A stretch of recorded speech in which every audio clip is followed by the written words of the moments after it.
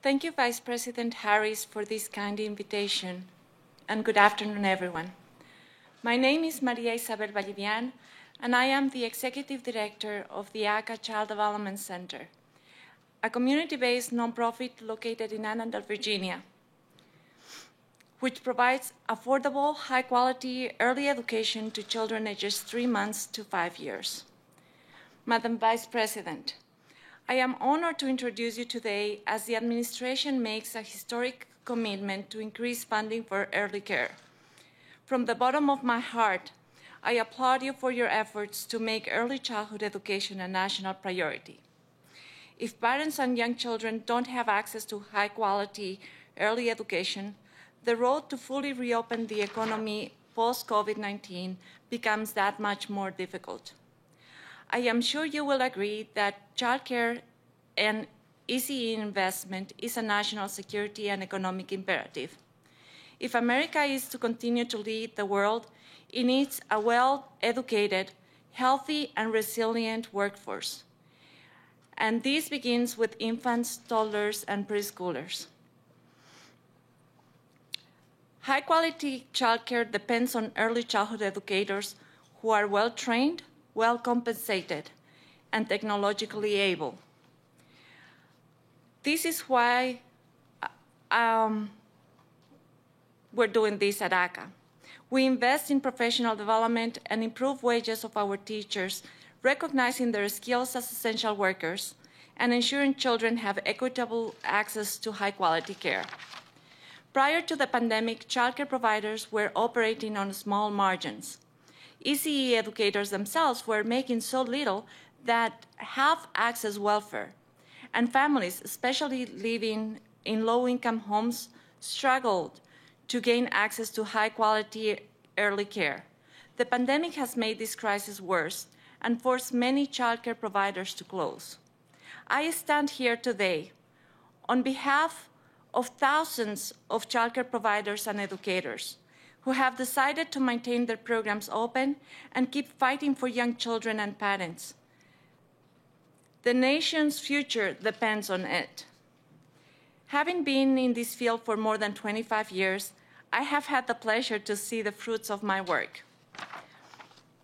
The young children I helped educate continue to be connected to ACA, and many return as adults with a college degree, and most importantly, as contributing members of society. It is that time that childcare providers and ECE educators receive the support they need to do their jobs well. Madam Vice President, with the administration's renewed childcare and ECE commitment, you will make this a reality. We as a country must come together and bring our best to ensure that every child grows knowing that they are worth the time, the effort, and the investment. They deserve nothing less. When the pandemic hit and everything closed, we at ACA knew that our children and their families needed for us to remain open, because many of our parents are essential personnel, frontline workers, and first responders. But we realized very early that we could not do this alone. To face this challenge, we reached out to our community at large, starting with Virginia's governor and First Lady, Fairfax County government, the private sector, and foundations, as well as the 27 churches and hundreds of volunteers that are part of ACA. And yes, we sought help from the administration and received a PPP loan. In short, we took an all-hands-on-deck approach, thinking outside of the box, and it worked. And now, I have the high honor of introducing the Vice President of the United States, a champion for children, childcare providers, and educators, my friend, Kamala Harris.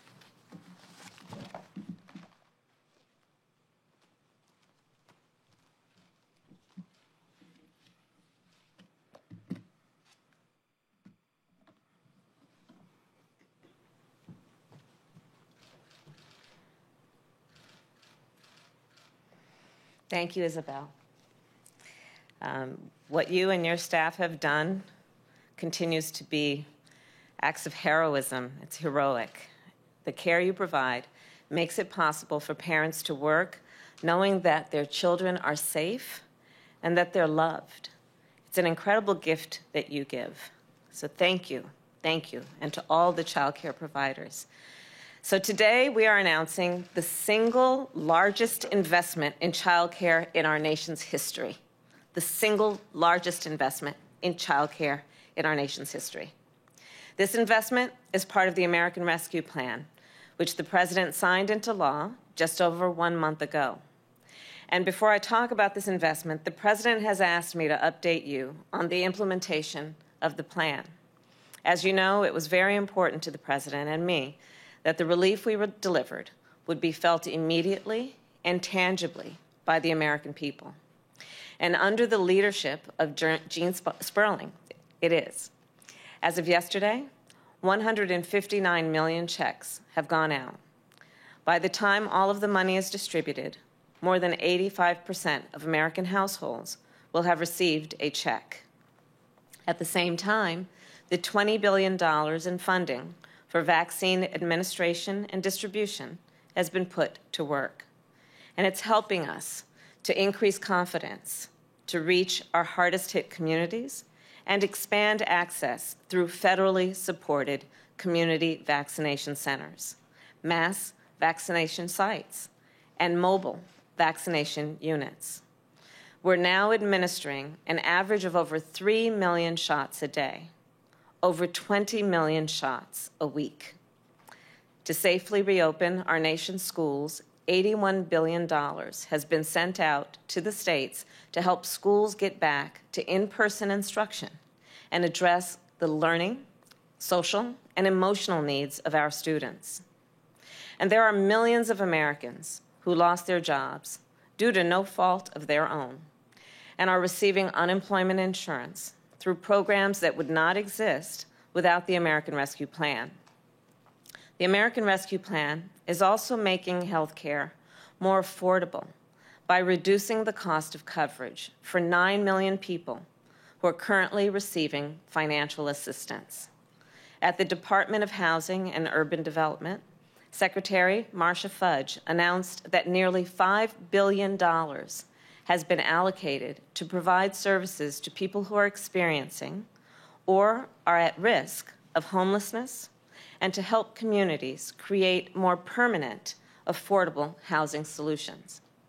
The Department of Agriculture has been using funds to help 12 million families with children who are food insecure, reimbursing families who are now buying food that their children would have received in school. The list goes on, and the message is clear. Help is here.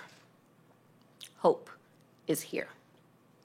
And we've already seen what happens when you help those who are hurting the most, when you build an economy from the bottom up and the middle out. We have created more new jobs in these first 2 months than any administration in history. And things are looking up, to be sure, but we also have a lot more work to do. We need to defeat this virus, get American workers back on the job, and lift up American families. And so that brings me to today's announcement. Because when it comes to child care in our country, families need help. Even before the pandemic, child care cost too much, and it was too hard to find and for too many families outside of their reach. The pandemic has accelerated the flaws and the fissures in our systems. Nearly half of parents say their current child care situation is unsustainable. For providers, child care costs are up, with new expenses like PPE, more cleaning supplies, and everything else that providers need to keep children safe. At the same time, revenues are down, with fewer kids enrolled. These are small businesses and nonprofits with thin margins to begin with. According to one survey, 1 in 4 child care centers that was open at the start of the pandemic is now closed. When child care centers go out of business, 4 things happen. 1, a small business owner, most likely a woman, loses everything. 2, child care workers, again, most likely women of color, they lose their jobs. There are 164,000 fewer child care jobs now than there were last year. Number 3, without consistent, affordable child care, parents, mostly mothers, are not able to go back to work. In fact, about 2 million women have been forced to leave the workforce, many due to child care challenges. And number 4, children lose the safe, nurturing, learning environment that they need to grow.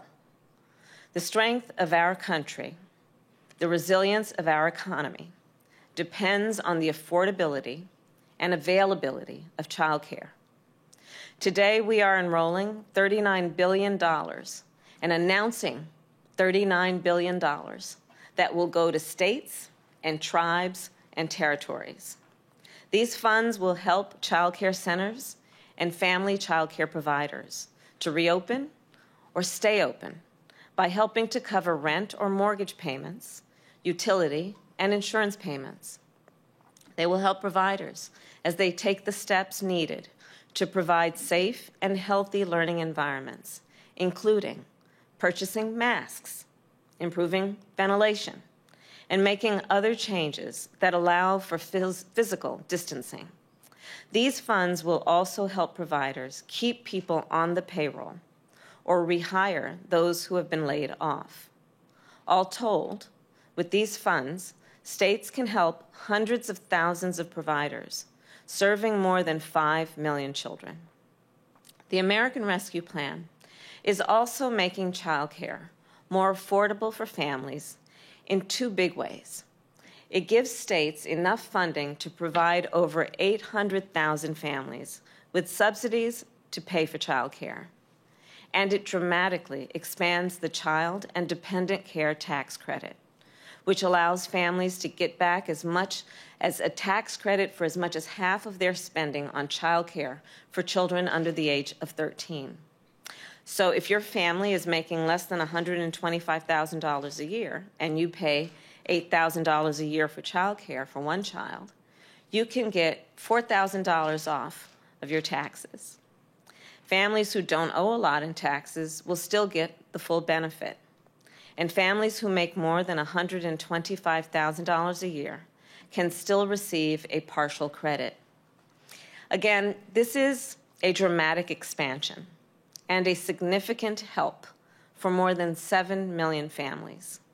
We will be releasing information soon on how parents can claim this tax credit for next year. Taken together, this historic investment will give child care providers a chance. It will give child care providers and workers a lifeline. And it will give parents peace of mind. So you may know my mother was a breast cancer researcher. In fact, she had 2 goals in her life: to raise her 2 daughters and end breast cancer. And every weekday and on many weekends, my mother went to work in the lab. And when she did, my sister and I would walk 2 houses down to the home of Mrs. Regina Shelton, who became a second mother to us, and who also ran a child care center. Without the care Mrs. Shelton provided, my mother would not have been able to go to work. Without the care that Mrs. Shelton provided, my mother would not have been able to make the contributions that she did in the effort to find a cure for breast cancer. And I tell you this to make probably an obvious point. For many, many people, and many women in particular, child care has often been the prerequisite for their ability to work. And for many others, child care is their work. And that's why in America, child care should be readily available and affordable for all of those who need it. Child care workers should be paid fairly and treated with dignity and respect. And small business owners who run child care centers must be fully supported. We have a lot of work to do. We have a lot of challenges ahead. By putting the American Rescue Plan to work, by making sure the American people can feel its benefits, we are earning their trust. We are showing them that we can vaccinate our nation, that we can get our kids safely back in school, that we can get our small businesses safely back open. We are giving the people of our nation help with checks, with lower health care costs, with child care assistance, and so much more. We are giving America hope. May God bless you, and may God bless America. Thank you.